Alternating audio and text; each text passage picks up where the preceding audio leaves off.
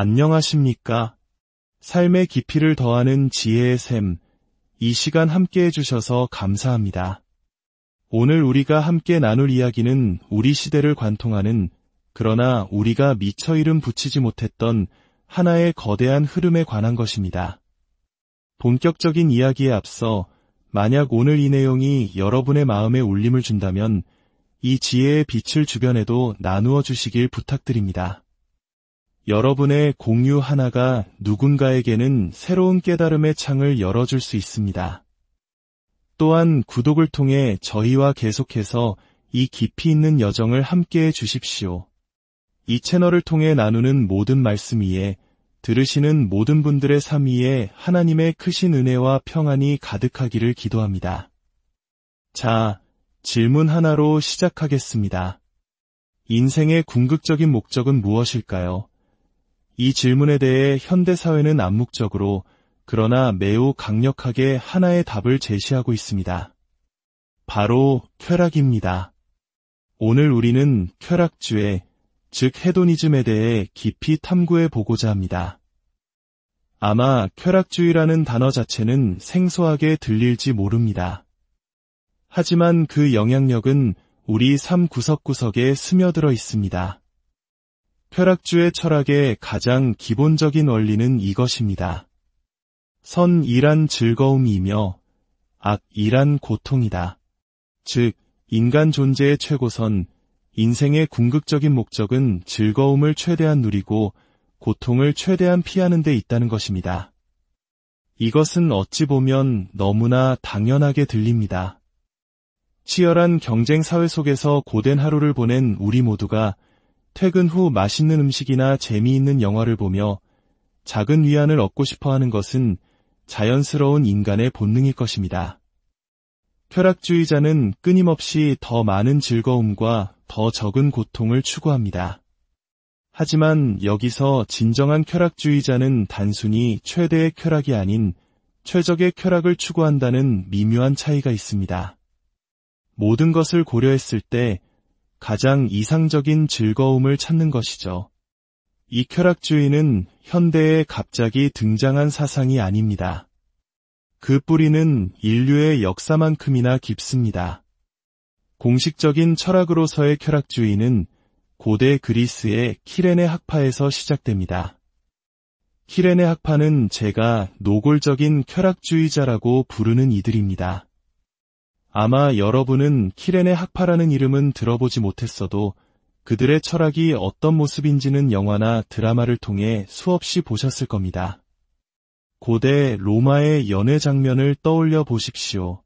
사람들이 아무런 제약 없이 술과 음식, 그리고 육체적 쾌락에 탐닉하는 모습.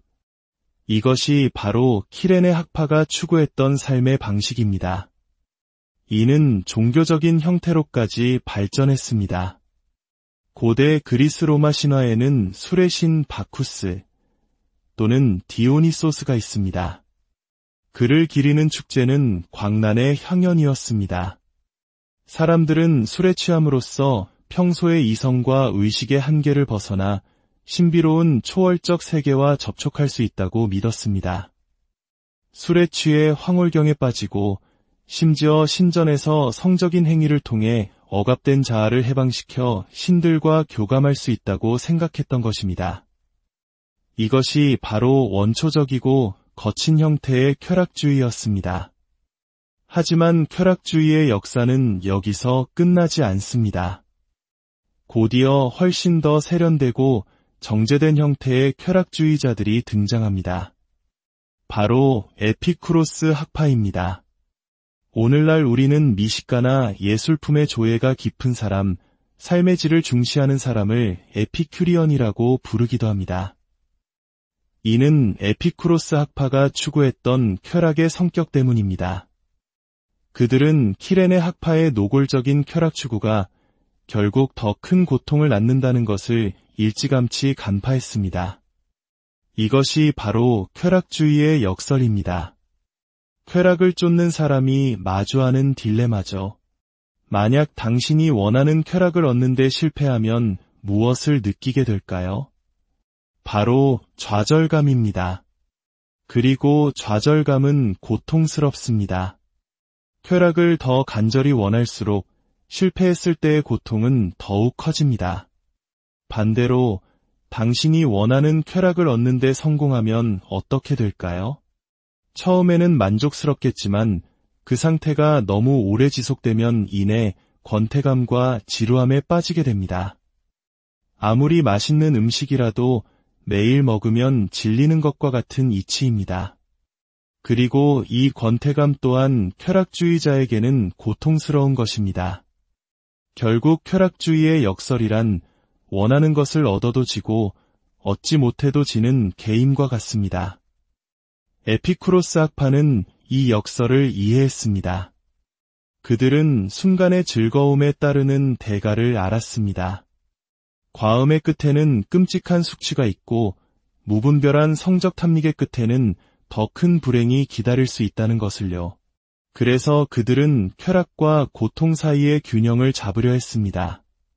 삶의 활기를 불어넣을 정도의 적당한 즐거움, 그러나 파멸로 이끌지 않을 정도의 절제된 쾌락을 추구한 것입니다.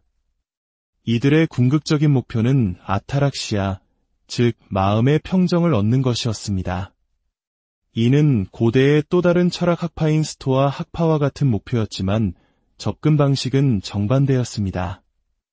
스토아 학파는 어떤 일에도 흔들리지 않는 부동심을 통해 마음의 평화를 얻으려 했다면 에피쿠로스 학파는 즐거움을 적극적으로 추구하고 고통을 적극적으로 회피함으로써 마음의 평화를 얻을 수 있다고 믿었습니다. 자, 이제 우리 시대로 돌아와 봅시다. 오늘날 자신을 쾌락주의자라고 공공연하게 말하는 사람은 거의 없을 겁니다.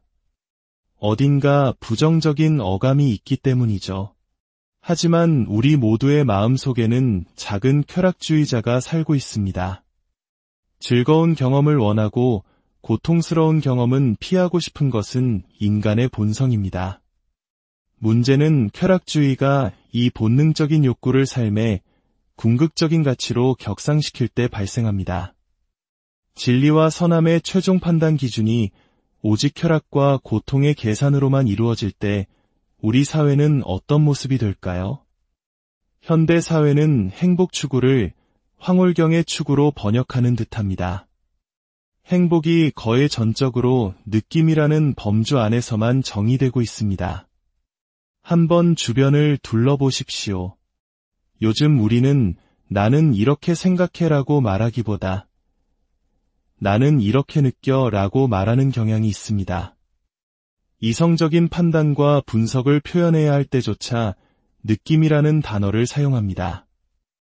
이는 우리의 사고방식이 이성 중심에서 감정 중심으로 얼마나 이동했는지를 보여주는 단적인 예입니다.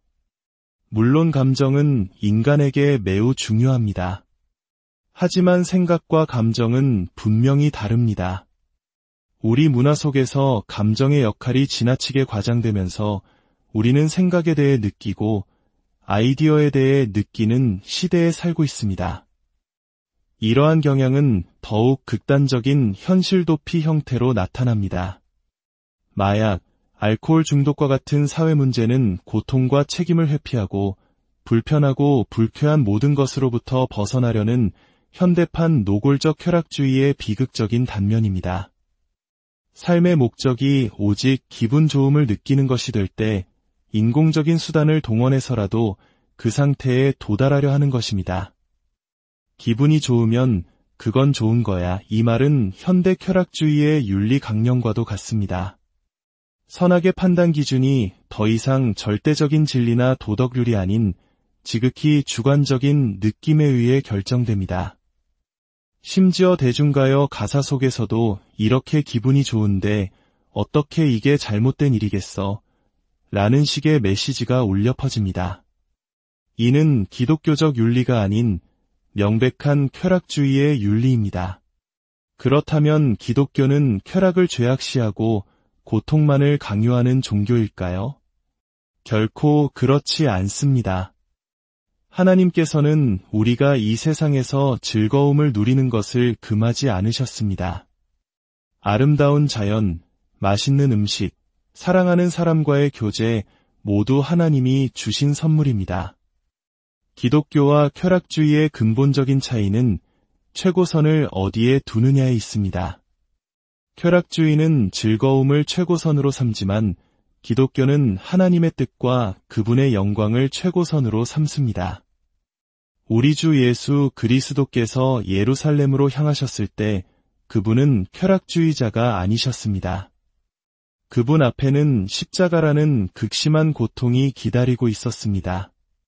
하지만 그분은 그것이 인류를 구원하는 선하고 참된 길이었기에 기꺼이 그 고통의 길을 선택하셨습니다. 쾌락주의자의 눈에는 어리석기 짝이 없는 선택이었을 겁니다. 기독교 신앙은 우리에게 고통을 찾아다니라고 말하지 않습니다. 즐거움을 죄악시하지도 않습니다. 하지만 때로는 그리스도인으로서 더 높은 가치를 위해 고통이 따르는 길을 선택해야 할 때가 있음을 가르칩니다. 궁극적으로 기독교는 가장 큰 기쁨과 가장 완전한 쾌락을 약속합니다.